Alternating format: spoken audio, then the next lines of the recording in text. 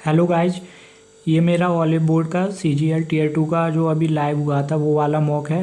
And इस video में हम देखेंगे कि मॉक का एनालिसिस सही से कैसे किया जाता है, क्योंकि जितना इम्पोर्टेंट मॉक टेस्ट देना है उससे ज़्यादा इम्पोर्टेंट उसका एनालिसिस करना है, जिससे कि हम अपने में सुधार कर सकें और नेक्स्ट मॉक्स में अच्छे नंबर ला सकें।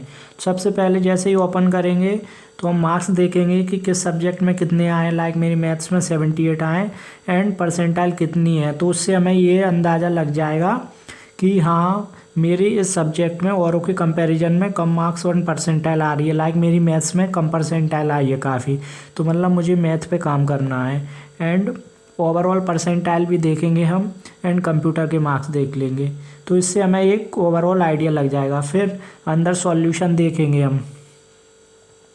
तो मैथ से स्टार्ट करते हैं। मैथ एंड रीजनिंग के लिए इम्पोर्टेंट है कि आप जिस टाइम भी मॉक दे रहे थे ना, उसी टाइम कुछ ऐसे क्वेश्चन होंगे कि आप बिना आंसर आए या पूरा आंसर नहीं आया होगा, लेकिन आप उनको लगा दिए होंगे। ऐसे एक दो क्वेश्चन हो सकते हैं, तो आप उसका क्वेश्चन नंबर उसी रजिस्टर में उधर नोट डाउन कर लें। तो इस टाइम उन क्वेश्चंस को बहुत अच्छे से देखना है एंड उसे सॉल्व करके देखना है, भले ही वो क्यों ना सही हो गए हों। तो ऐसे जो सही क्वेश्चन है उन्हें जल्दी जल्दी देखते जाएंगे और आपकी मेमोरी में होगा कि ये वाला क्वेश्चन सही तो हो गया, बट आपको इस टाइम आया नहीं था, तो उसको सॉल्व करके देखना है। एंड इसमें अगर भले सॉल्यूशन दिया है तो ये नहीं कि सॉल्यूशन देख के आगे निकल जाना है। मैथ में आपको खुद से रजिस्टर में सॉल्व करना है एंड जो क्वेश्चंस गलत हो रहे हैं या नहीं आ रहे हैं उनके टॉपिक को एक अलग से रजिस्टर बना लेना, उसमें मॉक के नंबर लिखकर और उसमें लिख लेना ये वाला टॉपिक मेरा रॉन्ग हुआ था, ये कंसेप्ट नहीं आता, ये पढ़ना है, ठीक है।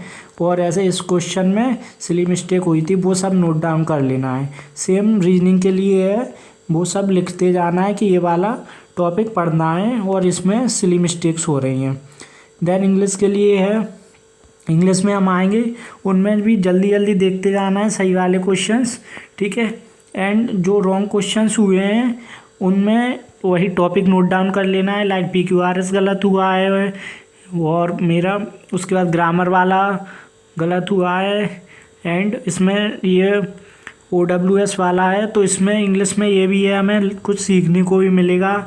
लाइक नई वोकैब वगैरह है वो मॉक से कई बार सीखने को मिलती है और वो एग्ज़ाम में आ भी जाती है। तो इसीलिए मैं बोला कि सब क्वेश्चन को जल्दी जल्दी देखना है, जो सही है उन्हें भी कुछ न्यू सीखने को मिले तो वो उस कॉपी में नोट डाउन कर लेना है, जो हमने मॉक के लिखने के लिए बनाई है। हर मॉक के नंबर्स वगैरह और जो टॉपिक्स हमें पढ़ने हैं वो लिखने के लिए बनाई है, ठीक है गाइज। देन GS है, सेम ऐसे ही इसमें करना है। हो सकता है हमें हर क्वेश्चन से कुछ न्यू सीखने को मिले। एंड इंग्लिश और GS में ये चीज़ काफ़ी काम आने वाली है, जो मैं बोल रहा था कि मॉक देते टाइम हम कई क्वेश्चन ऐसे होते हैं जिन्हें गैस के बेसिस पे लगा देते हैं या हमें थोड़ी कन्फ्यूजन होती है फिर भी लगा देते हैं, और हो जाता है कि वो सही भी निकल आते हैं, फिर हम उन्हें देखते नहीं हैं और ऐसे ही छोड़ देते हैं और फिर कई बार वो क्वेश्चंस गलत हो जाते हैं। तो ऐसे क्वेश्चंस को हमें अच्छे से देखना है, क्यों ना वो सही हो गए हों, लेकिन उनके कंसेप्ट्स को रिवाइज करना है। एंड जो भी टॉपिक्स गलत हो रहे हैं उन्हें मेंशन कर देना है। फिर कुछ मॉक हो जाएंगे आपके, उसके बाद आप देखोगे एक पैटर्न देखने को मिलेगा कि आपके लाइक मैथ में ये वाले टॉपिक्स के क्वेश्चन ज़्यादा गलत हो रहे हैं, ठीक है। सब्जेक्ट वाइज एक पैटर्न देखने को मिलेगा, तो आप उन टॉपिक्स को अच्छे से कहीं से भी फिर दोबारा से पढ़ लें। एंड ऐसी मिस्टेक्स हो जाती हैं कई बार हमसे कि उसमें इनकरेक्ट पूछा था और हमने जल्दी जल्दी में करेक्ट पढ़ के लगा दिया, या हम ऑप्शन तो दूसरी लगा रहे थे दूसरी ऑप्शन लग गई, तो वो भी हमें उधर पॉइंट आउट कर लेना है उस कॉपी में कि ऐसी सिली मिस्टेक हुई है, जिससे आप नेक्स्ट मॉक दो तो उस कॉपी को पढ़ के देखोगे तो आपके माइंड में रहेगा कि ये वाली सिली मिस्टेक हमें नहीं करनी है, तो आपके ऐसे मार्क्स इम्प्रूव हो जाएंगे। अदरवाइज आप अच्छे से एनालिसिस नहीं करोगे, बस मॉक देते जाओगे तो कुछ इम्प्रूवमेंट नहीं होगा और कोई फ़ायदा नहीं मिलेगा ऐसे मॉक्स देने का, ठीक है गाइज। जो भी क्वेरी हो वो आप कमेंट कर देना।